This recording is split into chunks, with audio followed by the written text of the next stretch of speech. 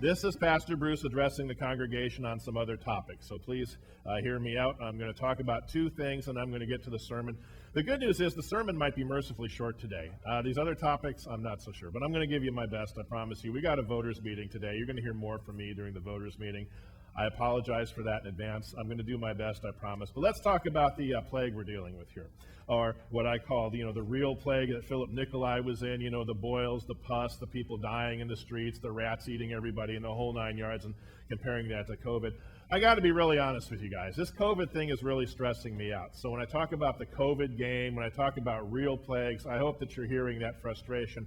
And I'm sorry, it's starting to wear on me, and I haven't been realizing that because I haven't been monitoring myself.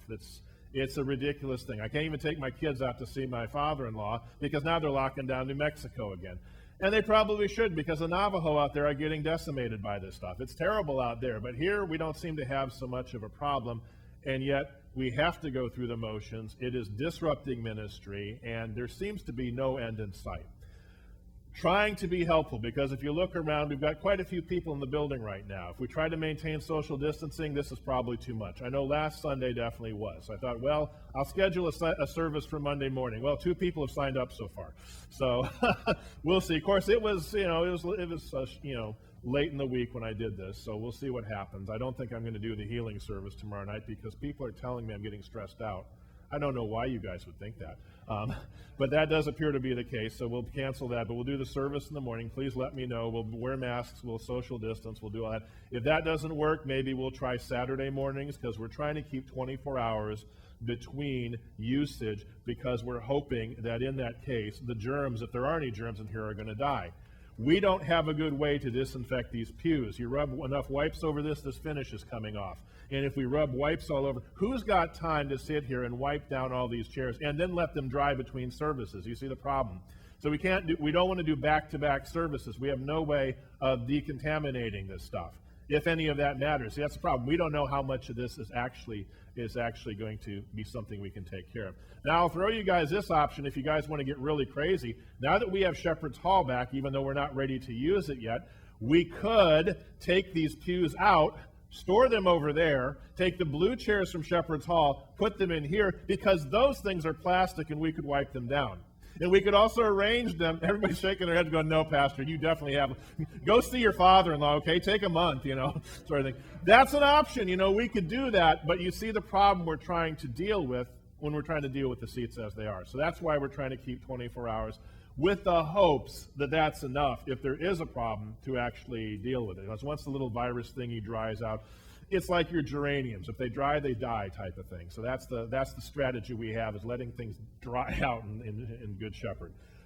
So again, I apologize for that. Let me know when you want to worship. I'll try to accommodate that, because while I'm frustrated with this, we still have to take adequate precautions, and I want to do that to the very best of my ability. And I realize I'm flying by the seat of my pants, but I'm trying to accommodate the needs of everybody. Some of y'all don't care whether you get the virus or not. Good for you. Some of you are like, please let it take me already. I'm tired of this sort of thing. Some of you have legitimate health concerns and should not be exposed to it. And we need to try and accommodate all of these types of situations, because no two people are in the same boat. So that's item number 1. So again, I apologize if I'm getting a little weird with this. I promise you I will look into stress management techniques. Second thing, let's talk about the election, shall we? Yeah, I know, it's crazy stuff. Talk about stress. And it's not just me, and it's not just you, and I know it's you, because I was even surprised to hear you guys talking about this as I was walking into church this morning. It's on our minds. So I'm going to break with the tradition of being a Lutheran pastor in this country, and I'm actually going to talk about it, because we Lutherans, we like to be above these things. We like to talk about the kingdom of God so much that we ignore all these petty little earthly squabbles and let people go on with their lives, and that's probably why our lives don't change, why people cannot distinguish us from the rest of the culture, and why our churches are seeming to lose their impact in society today. So I'm going to talk about it. And you may or may not like what I'm going to say, and this may be our last broadcast on YouTube, because their censors might kick me out, but I'm going to tell you as best as I can what's really going on. This election has been very stressful for a couple of reasons, some of which are obvious and some of which are not. Now, the part that isn't so obvious is when you back up to 10,000 feet and realize that this isn't about Democrat versus Republican. This is not about liberal versus conservative. This is about something much bigger. This is about God versus no God. This is a clash of worldviews. And this is not unique to our time and place. It's not unique to this particular election. This has been brewing since at least the 1940s, although a very wise and learned man in our congregation has reminded me that this stuff actually started during the Woodrow Wilson administration in the 20s, when the so-called progressive tried to change our Constitution then and drive the notion of God out of our government. So we've essentially been fighting this battle for 100 years. And it's only now coming to a head. This isn't about Donald Trump. This isn't about Joe Biden. They can both go jump in a lake somewhere. It's the forces that are driving them. That is the concern. Because up until very recently, people like you and me, we have been living at least with the illusion that we are a nation under God. If you look at our founding principles, and I will not entertain the notion personally that our founding fathers were Christian, some of them were, but many of them were not. They were deists. They believed there was a God, and they believed that God created the universe, and that he had some kind of natural law scheme for order, and if we followed those laws, things would go well. That was the thinking of our founding fathers. Even people like Thomas Jefferson, who took their Bibles and cut out all the miracles of Jesus because they refused to believe in them. Or Thomas Paine, who said some horrible things. I love what he writes about liberty, but he said some horrible things about Christianity. But at any rate, what all of these men had in common, and what shaped our world, is the idea that there is a supreme being to which we will all be held accountable, even if we don't exactly agree on who the supreme being is or what we're going to be held accountable to. And that is why it reads on the Declaration of Independence about, we hold these truths to be self-evident, that all men are created, keyword there, equal, and endowed by their creator with certain unalienable rights. In other words, God made people, God gave them rights. That's what this country was founded on. Fast forward 100 and however many years that was until the 1920s, and fast forward even further until today, and you've got God out of the public schools, you've got people trying to take God out of government because people don't believe in God. You know, I love it, Barack Obama said elections have consequences. You know what? Ideas have consequences too. And when we've had almost 100 years of our school children being taught that they are the result of accidents over billions of years, that they just sort of magically evolved, like some swamp creatures came together and they made birds and the birds grew into dinosaurs, or whatever the stupid schema happens to be, that it's all random chance and that you are no better than a spotted owl or a lizard or a Florida panther or a monarch butterfly or whatever. There are no unalienable rights. There is no creator. There is nobody to whom you are beholden, and you can do whatever you want. And the people in power make the rules. Instead of rights being granted by God to people who then hold their government accountable for them, rights are granted by the state, the strongest people who get to decide, and literally in many cases across the world, who lives and who dies. This is the clash of worldviews that after about 100 years has come to a head in this election. And we're all feeling it. Furthermore, we have now an explosion of media. So even though we've got all these weird things happening in what's now being called legacy media, and I hope by now you realize that newspapers and television is going the way of AM radio. It's no longer the thing anymore, which is why all of our cable news networks, including Fox News, are acting bizarre. I mean, they're making Weekly World News look rational. You know, that magazine that had Elvis on sightings on Mars and stuff like that. I mean, some of the stuff you see on cable television is just that intelligent. Wow. You know, this stuff is going by the wayside as our technology continues to change. So we have a glut of information in our culture. Much of it is contradictory, but the one thing that has come through consistently each time has been this clash of worldviews. And so this is what is at the bottom of this, and now we have to live with the consequences. The stakes are high. There's all kinds of competing information, and I personally believe there's actually a war for your mind. You know, take this election, for example.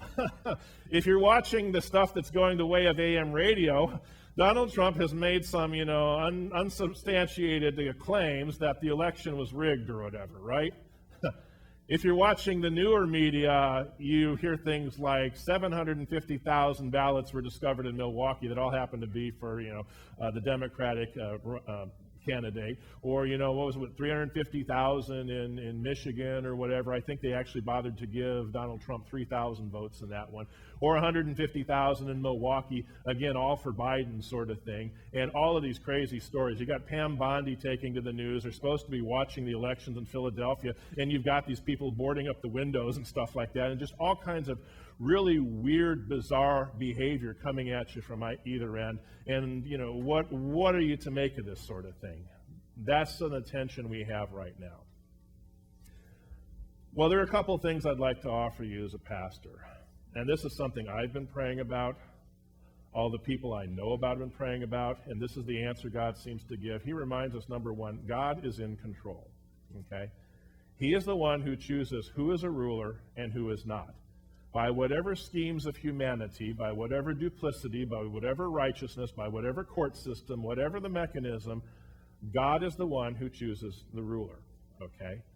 Now, he's in control. He knows what is going on. Things are going to work out the way he wants them to, whether we particularly like it or not.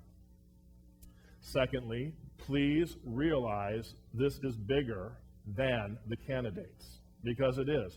I don't think either Joe Biden or Donald Trump can solve any of our problems. And since this is a 100-year-old worldview clash, do you really think this is going to end at this election? If anything, it's going to get worse. And it's going to get worse in the next coming weeks. It could be crazy. I mean, we're on the verge of potentially all-out civil war. I mean, that's just what it comes down to. Because these two ideas are just mutually exclusive. You can't have people saying there's no God and people saying there is a God. As soon as somebody crosses that line, boom, there it goes. That's just the way it is. However, I do believe that the way this is all playing out, this is an attempt to manipulate the American public. That is you and me. Why else would we be getting contradictory messages? I mean, this is ridiculous. Crazy stuff. And why, if there is widespread voter fraud across multiple states, why would the Democrats telecast that to all of us? Here, let's make it obvious. Let's lock out Republican observers and do all these crazy. Let's make the ballots we come in from dead people so one-sided that it is obvious we're cheating. Why, if that's happening, why would they do that? I think the powers that be that lie well beyond both Democratic and Republican parties are interested in provoking a reaction from us. And I submit to you that we give them one, but not the one they're looking for. Why? Because we worship the King of Kings and Lord of Lords, and we are not impressed by their little party. So what I'm asking you to do is spend this time, these days of anxiousness and concern, on your knees in prayer and fasting for our country. Because the hammer might be about to fall, and it may not matter who is in charge. Be in prayer that we, God's holy people, might be the people that he has us to be, and people we have got to be different. The legacy media, the cable TV, the newspapers, they're expecting Trump supporters to be out there in the streets whining and wailing and burning down buildings, because we all know Republicans like to burn down small businesses, right? It's just what they do. It's, what you do for fun. It's ridiculous. They are looking for a violent response.